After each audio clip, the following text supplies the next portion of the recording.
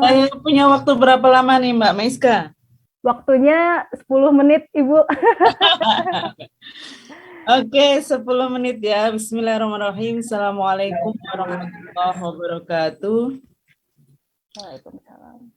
Teman-teman semua yang saya hormati, mohon maaf tidak saya sebut satu persatu, 10 menit terlalu singkat untuk bicara, tapi tentu saja sesama narasumber Mbak Yulianti Mutmainnah, Kang Fakih, lalu Mbak Zahra, dan teman-teman lainnya. Izinkan saya untuk memperkenalkan ya cara pandang KUPI terhadap sebuah perubahan.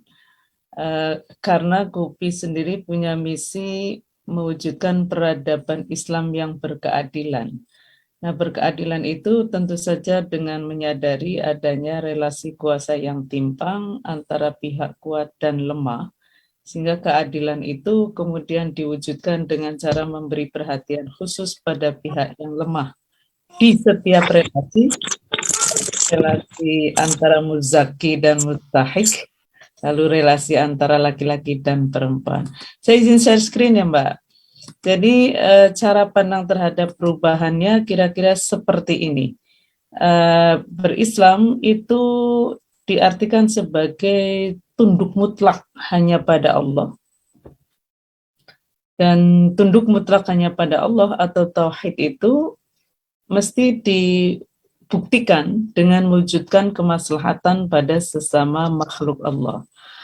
Karenanya betapa penting untuk membedakan, mengidentifikasi ya, mengenali sistem yang boleh, termasuk nanti sistem ekonomi dengan sistem yang adil.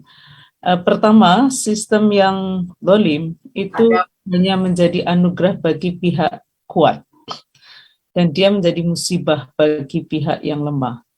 Sistem ekonomi yang zalim ya begitu cirinya. Yang kaya makin kaya, yang miskin makin miskin. Maka ciri pertama dari sistem kehidupan yang Islami termasuk sistem ekonomi adalah sistem itu menjadi anugerah bagi semua pihak, terutama bagi duafa dan mustadafin. Zakat tentu saja bagian dari ikhtiar ini. Yang kedua, dalam sistem yang zalim, pihak yang lemah harus berakhlak mulia pada pihak yang kuat, sementara pihak yang kuat boleh sewenang-wenang pada pihak yang lemah. Karenanya pada sistem yang Islami, ciri kedua adalah semua pihak berakhlak mulia, termasuk dan terutama pihak kuat pada pihak yang lemah. Disinilah mengapa zakat itu harus ada amilnya. Supaya mustahik itu tidak berhutang budi merasa berhutang budi pada muzaki, dan muzaki tidak merasa berjasa pada mustahik. Amil ini penting supaya tadi itu hubungan antara mustahik dan muzaki itu atau zakat itu tidak jadi alat bagi muzaki untuk mengendalikan kepentingannya atas mustahik. Yang ketiga adalah dalam sistem yang zalim, pihak yang kuat, yang lemah itu harus tunduk mutlak pada pihak yang kuat. Sementara dalam sistem yang Islami, semua pihak tunduk mutlak hanya pada Allah dengan tunduk mutlak pada kebaikan bersama. Karena itu juga ya, amil menjadi penting dalam konteks negara. Amil itu ya negara itu sendiri. Kalau Pak Masdar itu punya gagasan ya untuk mengintegrasikan zakat dan pajak. Pajak itu badinya ini, badannya, zakat itu spiritnya. Maka amil dalam konteks ini adalah negara itu karena dia punya otoritas. Yang terakhir power, termasuk power secara ekonomi ya. Dalam sistem yang zalim itu dijadikan alasan untuk menormalkan pihak kuat sewenang-wenang pada pihak yang lemah. Dalam sistem yang Islami, power dalam bentuk apapun itu termasuk ekonomi ini dilihat sebagai amanah dari Allah pada pihak yang memiliki power itu untuk memberdayakan, bukan memperdaya. Makanya zakat itu sebetulnya ada mekanisme yang menarik karena dia itu di semacam ini ya, negara memaksa pada pihak atau pemilik otoritas memaksa pada pihak yang kuat untuk memberdayakan pihak yang lemah. Memaksa, karena kalau tidak dipaksa kan diwajibkan ya, zakat kan diwajibkan. Memaksa pihak yang kuat itu memberdayakan pihak yang lemah dalam hal ekonomi melalui zakat ini. Nah, karena dalam sistem yang Islami itu semua pihak kuat dan lemah itu sama-sama hanya hamba Allah ya, status melekatnya, dan sama-sama punya mandat sebagai khalifah fil ard untuk mewujudkan kemaslahatan seluas-luasnya, maka dalam dikupi ya, setiap orang itu dilihat sebagai manusia utuh. Itu artinya bukan hanya makhluk fisik, tapi juga makhluk intelektual dan spiritual, makhluk yang berakal budi. Dan karena nanti zakat itu nggak boleh jadi alat untuk tadi mengontrol mustahik pada kepentingan muzaki. Dan yang kedua adalah sebagai subjek penuh, tidak ada seorang pun didudukkan sebagai subjek sekunder apalagi objek, meskipun dia berada sebagai posisinya mustahik gitu. Jadi menjadi mustahik dalam pandangan Islam termasuk pengelolaan zakat nanti jangan dianggap sekunder atau lebih rendah dari muzaki. Zakat tidak, maksud saya adalah ekonomi itu tidak membuat si mustahik dan muzaki menjadi tidak setara sebagai manusia seutuhnya dan sebagai subjek sepenuhnya dalam sistem kehidupan. Nah, karena dua-duanya manusia penuh, manusia utuh, subjek penuh, maka ini penting sekali untuk menyadari bahwa perempuan itu mesti juga dilihat sebagai manusia seutuhnya. Dia adalah subjek penuh yang tidak hanya punya kewajiban mewujudkan kemaslahatan, tapi juga mendapatkan kemaslahatan dalam sistem kehidupan. Nah, perempuan ya, itu punya dua pengalaman kemanusiaan yang penting dipertimbangkan termasuk dalam mewujudkan kemaslahatan melalui zakat. Pertama adalah secara biologis. Perempuan itu punya sistem reproduksi yang berbeda dengan laki-laki, sehingga menurut saya nanti perempuan itu akan mengalami pengalaman biologis ini yang rentan kemudian dianggap tidak penting atau dia termarginalkan. Saya ingat contoh yang sering ini oleh Kang Fakih ya. Misalnya pembagian zakat di masjid, sementara masyarakat menganggap masjid tidak boleh dimasuki oleh perempuan yang menstruasi misalnya. Itu tuh harus dipertimbangkan betul. Jadi ada kebutuhan khusus secara fisik karena pengalaman biologis sebagai dampak dari sistem reproduksi yang berbeda. Apa sih bedanya kira-kira begitu ya? Jadi dalam proses reproduksi itu, ini juga nanti akan dialami oleh perempuan miskin. Semua perempuan yang menjadi mustahik itu, fakir miskin, pengalaman ini juga akan dialami. Nah, apa itu? Satu, perempuan itu akan menstruasi. Dua, perempuan akan hamil. Tiga, perempuan melahirkan. Lalu nifas, menyusui. Bu Nur Rofiah, mohon maaf aku izin reminder 3 menit lagi ya Bu. Di saya malah 1,5 menit lagi nih. Oke, siap. Terima kasih, Bu.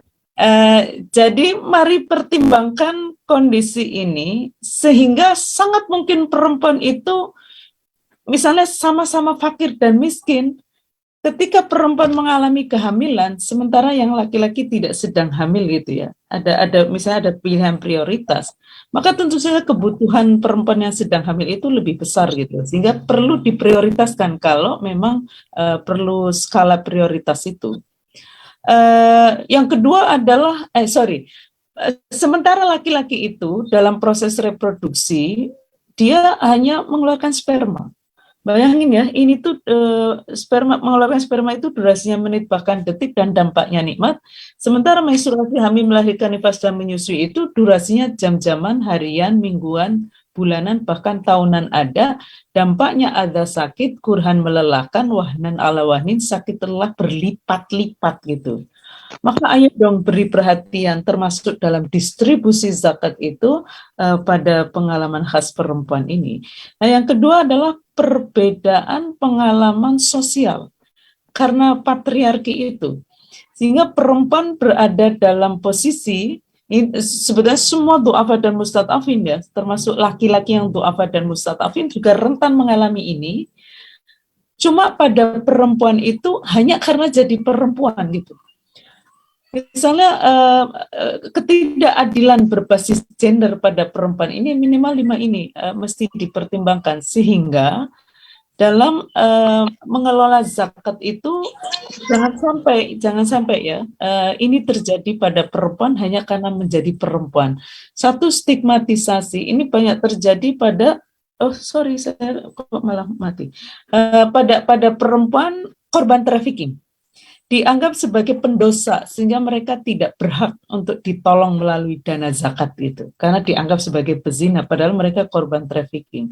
Yang kedua adalah marginalisasi. Nah, marginalisasi ini contohnya adalah tadi itu, jadi dikecualikan karena mereka itu biasanya ya para ibu tunggal itu biasanya dia nyelip di kakak orang tuanya sehingga seakan-akan dia tidak ada padahal ada dan dia punya anak yang harus dia hidupi sendiri itu. Jadi marginalisasi itu perempuan rentan untuk dikecualikan termasuk dari mustahik padahal mereka itu berhak sekali. Saya contohkan zakat yang ada di Hong Kong, pekerja migran itu. Pekerja migran perempuan di Hong Kong itu kan mayoritas itu pekerja migran Indonesia di Hong Kong itu mayoritas perempuan. Jadi jangan sampai ini lembaga zakat datang ke Hong Kong itu lebih melihat si perempuan ini sebagai muzaki gitu. Padahal alasan untuk melihat mereka sebagai mustahik itu banyak sekali. Ya fakir, ya miskin, ya ghorimin, ya mungkin rikob karena diperlakukan sebagai budak, tapi ada kecenderungan dari, ini jangan sampai terjadi ya, melihat kalau nggak ada perspektif itu akan lebih melihat mereka sebagai muzaki yang harus zakat, yang harus zakat karena gajinya sudah dianggap sampai nisab gitu. Marginalisasi, subordinasi dianggap lebih rendah atau kurang penting daripada muzakia, daripada mustahik yang laki-laki. Kekerasan, termasuk kekerasan ekonomi kalau mereka bekerja lalu tidak bisa menikmati pekerjaannya, kekerasan fisik dan lain sebagainya. Tadi kekerasan yang mengapa kemudian perhatian pada perempuan itu menjadi penting, perempuan dan anak. Yang kelima adalah beban ganda. Jadi saya cuma nitip aja ini, lensa keadilan hakiki dalam pengelolaan zakat, dan saya sangat apresiasi sekali pada Mbak Yuli dan teman-teman yang membangun kesadaran untuk memberi perhatian khusus pada perempuan dan anak, karena mereka adalah kelompok du'afa dan mustad'afin yang sering sekali termarginalkan atau dikecualikan dari keharusan untuk diberi untuk menjadi mustahik. Dan mudah-mudahan ya kita yang sudah menjadi muzaki, perempuan-perempuan muzaki, laki-laki muzaki juga punya mulai bisa melihat perempuan, pentingnya perempuan untuk diprioritaskan terutama sebagai korban kekerasan. Terima kasih. Assalamualaikum warahmatullahi wabarakatuh.